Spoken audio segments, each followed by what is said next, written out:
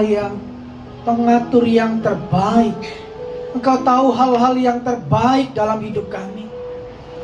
Sekalipun kami belum mengetahui kebaikan apa yang sedang Engkau rancangkan dalam hidup kami, tapi lewat iman percaya kami mau katakan, kami mau bersetuju dengan semua rencana-Mu yang sudah Engkau aturkan dalam hidup kami. Terima kasih Tuhan, terima kasih. Bapa, hamba-Mu berdoa, sampaikan isi hati-Mu, sampaikan isi hati-Mu. Urapi setiap kami, untuk kami boleh mengerti, menangkap apa yang mau Engkau sampaikan buat kami. Karena kami tahu Engkau selalu adalah Bapa yang baik dalam hidup kami. Terima kasih. Dalam nama Tuhan Yesus, seperti Maria kami akan duduk diam menyambut firman-Mu. Mari sama-sama kita katakan, amin, amin. Izinkan saya bertanya satu hal. Apakah Tuhan kita itu bisa melakukan segala hal? Maksud saya begini, ada nggak satu perkara yang tidak bisa Tuhan kita lakukan? Ada nggak? Ada nggak kira-kira? Izinkan saya menjawab, ada. Benar Bapak Ibu, ada satu yang tidak bisa Tuhan kerjakan, yaitu apa? Memberi yang jahat dalam hidup kita. Tuhan gak bisa berikan itu dalam hidup kita. Kenapa? Karena Tuhan gak punya stok barang jahat dalam dirinya. Yang Tuhan punya adalah stok yang terbaik. Itu yang ada dalam dirinya, itu yang ada dalam sorga, itu yang ada semua dalam rencananya, segala pemikirannya buat setiap kita. Sama seringkali kita orang tua sudah merancangkan yang terbaik buat anak-anaknya. Tapi seringkali anak kita nggak ngerti, malah berpikirnya jahat. Ketika orang tua menyekolahkan anaknya, pasti anak bilang apa? Nggak enak sekolah itu. Betul nggak? Ada nggak yang bilang sekolah itu enak? Nggak ada. Semua bilang nggak enak. Waktunya main saya harus belajar. Waktunya main saya harus mengerjakan PR. Waktunya main saya harus belajar untuk ulangan. Tetapi apa yang dirancangkan orang tuanya itu yang terbaik. Tuhan pun sama Bapak Ibu. Mungkin kita bilang begini, Tuhan, kebaikan apa yang Kau rancangkan? Kenapa Kau nggak bikin mujizat sembuhkan saja? Betul. Tapi yang terbaik yang sudah Tuhan berikan, kita nggak akan pernah tahu. Kita nggak akan pernah tahu apa yang bisa kita lakukan. Kalau kita tahu Tuhan hanya punya stok yang terbaik, apa yang bisa kita lakukan? Satu, bersetuju dengan semua skenario Tuhan. Ada satu ayat saya mau ajak kita sama-sama baca. Mungkin di HP-nya ada Alkitab, Bible. Bisa buka sama-sama dengan saya dalam Wahyu 14 ayat yang ke-13. Wahyu 14 ayat yang ke-13. Sudah ketemu? Saya akan bacakan. Dan aku mendengar suara dari surga berkata, tuliskan. Apa artinya tuliskan? Supaya ini menjadi peringatan buat kita. Apa yang menjadi peringatan buat kita? Kalimatnya berkata demikian. Berbahagialah orang-orang mati yang mati dalam Tuhan. Bapak Ibu, bahkan sampai hal kematian pun Tuhan berkata berbahagia. Dunia berkata orang meninggal itu kedukaan, sedih. Betul. Tapi Alkitab mencatat berpulangnya orang yang kita kasihi, Tuhan berkata apa? Berbahagia. Nanti kita akan sama-sama buktikan kenapa Tuhan berkata berbahagia. Ya, ini adalah isi hatinya Tuhan. Makanya Bapak Ibu, coba perhatikan, setiap berita informasi tentang meninggal orang Kristen, apa kalimatnya? Yes. telah berpulang ke rumah Bapa di sorga. Wow, Bapak Ibu, Tuhan kita itu ketika manggil kita pulang dari dunia fana ke dunia kekekalan, Dia sudah sediakan rumah di sorga. Tuhan kita bukan Tuhan yang tukang busur. Artinya begini, kita berpulang dari dunia ini, kita meninggalkan dunia fana, kita kelayaban, kita menjadi roh-roh gentayangan. Tidak ada, Bapak Ibu. Ini yang firman Tuhan katakan, ketika kita berpulang, meninggalkan dunia fana, sudah ada rumah di sorga. Siapa yang bangun? Tuhan. Amin. Saya bacakan sekali lagi. Berbahagialah orang-orang mati. Stop. Tidak. Orang-orang mati yang mati dalam Tuhan. Kalau orang itu mati dalam Tuhan, saya mau katakan seperti yang Alkitab katakan, garantinya orang itu orang yang berbahagia. Kenapa berbahagia? Kenapa yang berbahagia? Karena rumahnya sudah jadi di sorga. Amin. Bapak Ibu, di sini kata berbahagia di sini, kata Yunaninya adalah makarios. Punya dua makna. Satu, berbahagia. Dua, diberkati. Jadi kalau Tuhan katakan berbahagia orang yang meninggal dalam Tuhan, artinya begini, ada satu upah, satu sukacita yang akan dia alami ketika dia bertemu dengan Tuhan. Nggak ada ceritanya orang yang meninggal dalam Tuhan itu ketakutan ketemu Tuhan. Contoh Bapak Ibu, ketika kita melanggar lampu lalu lintas, ada pak polisi di depan, kita begini nggak? Iya kan? Kenapa? Karena kita salah.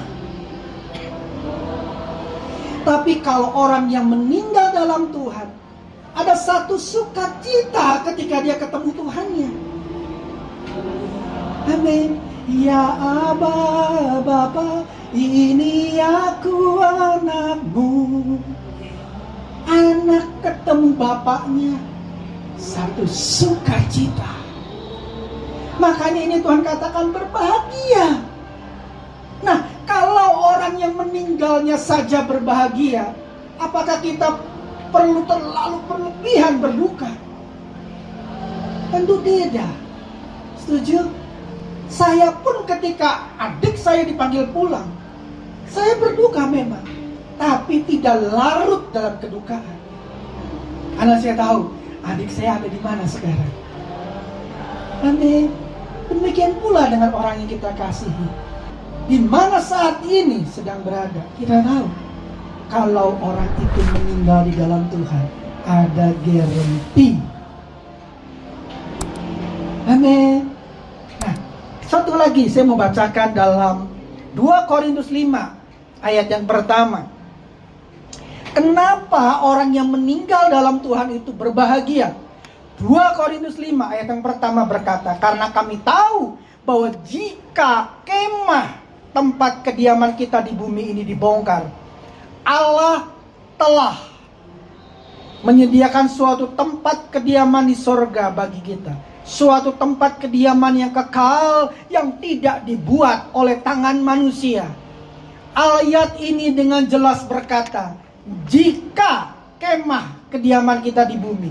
Artinya Bapak Ibu sadari hidup kita di dunia fana ini hanya sementara.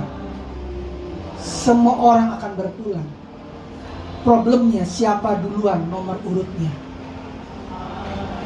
Semua akan berpulang. Tetapi ini janji Tuhan. Orang yang di dalam Tuhan, jika dalam dunia fananya, artinya tubuhnya ini dibongkar, artinya sudah expired. Kalau itu terjadi, Allah telah menyediakan rumah di sorga. Siapa yang membuat? Tuhan. Dan sifatnya kekal, Bapak Ibu. Artinya begini, ketika kita masuk sorga, itu nggak ada limit waktunya. Oh, kamu masuk sorga 5 tahun aja ya? Nggak ada. ketika orang itu masuk surga, dia akan selama-lamanya dengan Tuhan. Ini yang saya suka. Orang yang meninggal dalam Tuhan ada garansi keselamatan. Ada garansi ketika dia meninggalkan dunia yang fana. Amin. Semua ada waktunya hidup di dunia ini. Kita nggak pernah tahu setelah ini siapa gilirannya. Kita nggak akan pernah tahu. Tapi satu hal yang kita bisa pegang, ketika orang itu meninggal di dalam Tuhan Yesus, ada garansi kemana ujungnya dia berada. Bapak Ibu, ketika kita naik kereta api jurusan Jakarta Surabaya, keretanya belum berjalan. Kita sudah duduk di dalam kereta. Dan ketika kereta itu jalan, kira-kira kemana kita akan sampai? Surabaya. Kenapa? Trayeknya sudah jelas.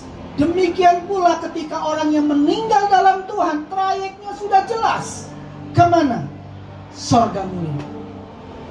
Amin. Itu yang Tuhan Bapa kita sediakan. Ini pun janji Tuhan. Ini pun janji Tuhan sendiri. Yohanes 14 ayat yang ketiga. Dan apabila aku telah pergi ke situ dan telah menyediakan tempat bagimu, aku akan datang kembali dan membawa kamu ke tempatku, supaya di tempat di mana aku berada, kamu pun berada. Bapak Ibu, puji nama Tuhan. Tuhan kita Yesus Kristus, dia setelah bangkit, dia naik ke sorga. Ngapain? Dia sediakan rumah buat kita. Dan ketika rumah itu sudah jadi, Alkitab berkata begini, dan apabila aku telah pergi ke situ dan telah menyediakan tempat bagimu, telah menyediakan tempat bagimu. Itu bicara finish well. Rumahnya sudah jadi. Apa yang Tuhan kerjakan? Aku akan datang kembali. Ngapain? Menjemput kita.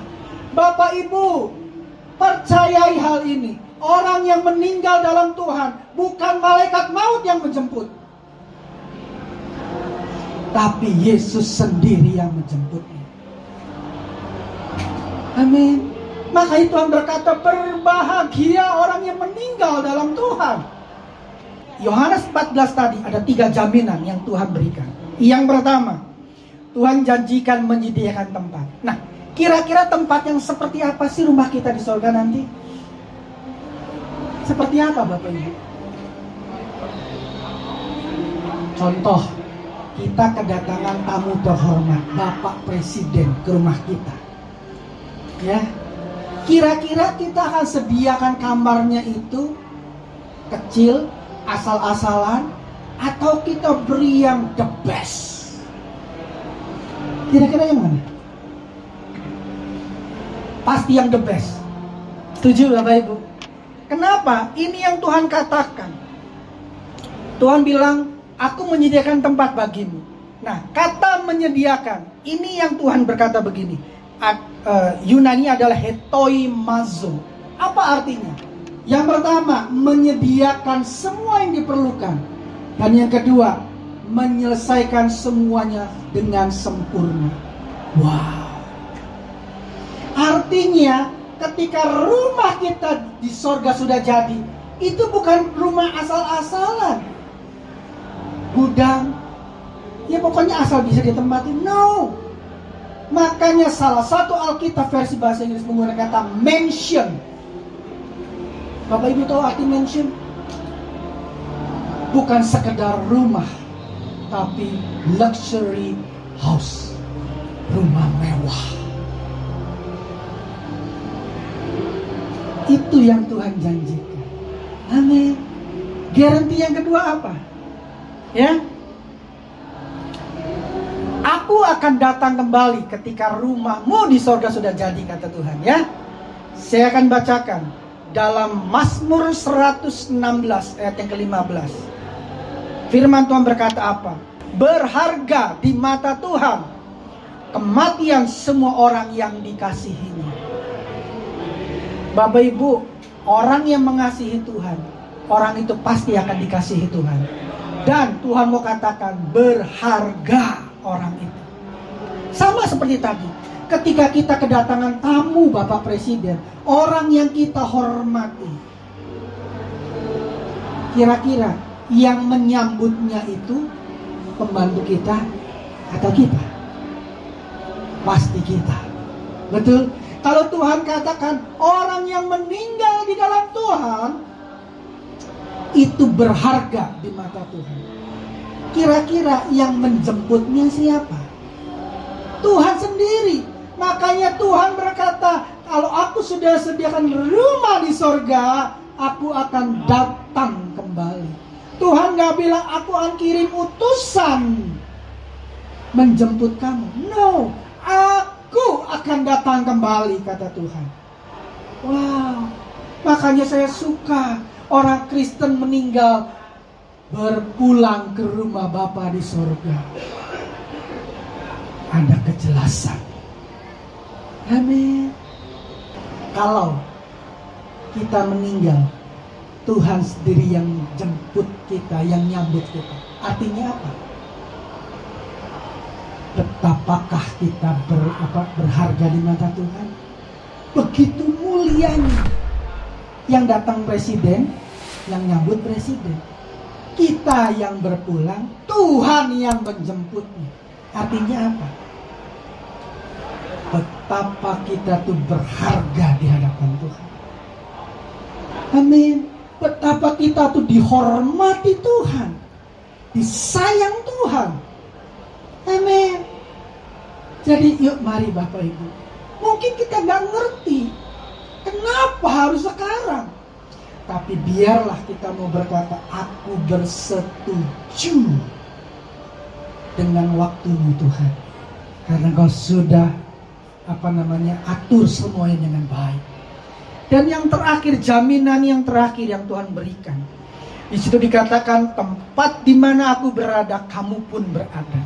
Artinya Bapak Ibu, kalau Tuhan kita rumahnya di sorga, Tuhan tempatnya di sorga, di mana Tuhan berada kita berada. Artinya kita di mana? Sorga. Tuhan gak pernah istilah gini, oke, sama-sama sorga ya, aku di istilah di ibu kotanya gitu ya, kamunya di pelosok, di sono, antah berantah. Seperti itu? Tidak. Kalau presiden menyambut kedatangan presiden negara lain, ditempatkannya di mana Bapak Ibu? Istana. Kalau Tuhan yang menjemput orang yang meninggal dalam Tuhan, tempatnya di mana Bapak Ibu? Amin. Amin. Makanya ini yang Tuhan katakan, berbahagia orang yang meninggal dalam Tuhan. Kalau kita tahu orang yang kita kasihi meninggalnya di dalam Tuhan, berarti semua garansi itu Tuhan sudah berikan. Amin. Saya akan bacakan satu ayat terakhir. 1 Tesalonika 4 ayat yang ke-13 sampai 14. Selanjutnya kami tidak mau saudara-saudara bahwa kamu tidak mengetahui tentang mereka yang meninggal, supaya kamu jangan berduka seperti orang-orang lain yang tidak punya pengharapan. Karena jikalau kita percaya bahwa Yesus telah mati dan telah bangkit, maka kita percaya juga bahwa mereka yang telah meninggal dalam Yesus akan dikumpulkan Allah bersama-sama dengan Dia. Dan satu hari kita akan bertemu kembali. Kita nggak akan kehilangan orang yang kita kasihi. Karenanya pastikan dia meninggal di dalam Tuhan atau di luar Tuhan. Ketika orang itu meninggal di dalam Tuhan, yuk katakan, aku mau bersetuju Tuhan. Aku mau bersetuju. Tidak ada stok jahat dalam hidupnya Tuhan, dalam rencana Tuhan, dalam hati pikirannya Tuhan. Yang ada always the best. Amin. Yuk mari saya undang kita bangkit berdiri.